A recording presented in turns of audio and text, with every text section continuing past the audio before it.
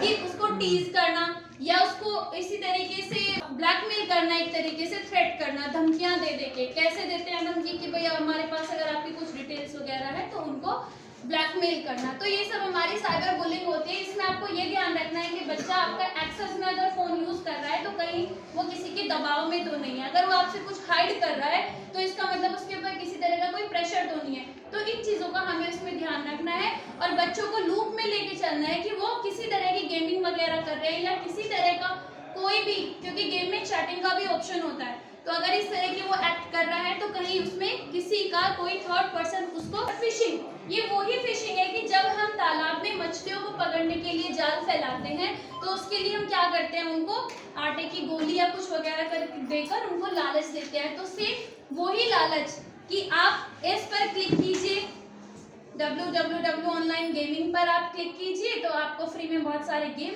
देखने को मिलेंगे। लेकिन इसमें एक बहुत एक इंटरेस्टिंग चीज है, वो कोई बता सकता है? मैम ने बताया कि ऑटो सेव, हमारी सारी इंफॉर्मेशन फोन में ऑटो सेव होती है तो जिससे हमारा डाटा ऑटोमेटिक उनके पास पहुंच जाता है। तो साइबर फिशिंग से बचना है कि कोई हमें झांसा देकर या किसी तरह के अट्रैक्टिव चीजों को दिखाकर किसी तरह से हमारी पर्सनल डिटेल ना मांगे।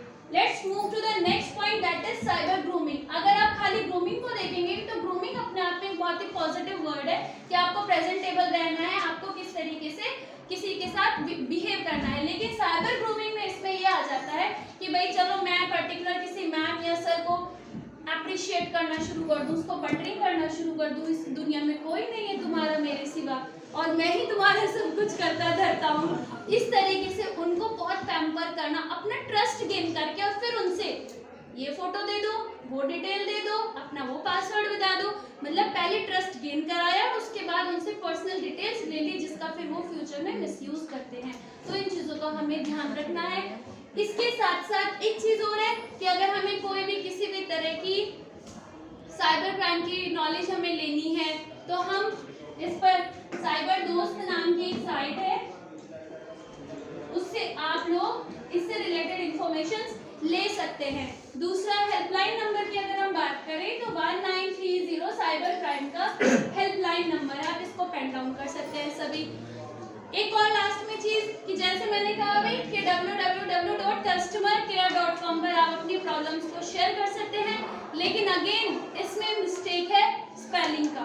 तो कोई भी गवर्नमेंट साइट अगर वो ऑफिशियल साइट है, आप इस चीज का ध्यान रखेंगे कि उसमें स्पेलिंग मिस्टेक नहीं होती है। स्पेलिंग करेक्शन का बहुत ध्यान रखें, बिना कभी कोई अपनी डिटेल्स ऐसे ही किसी साइट पर मत डालें।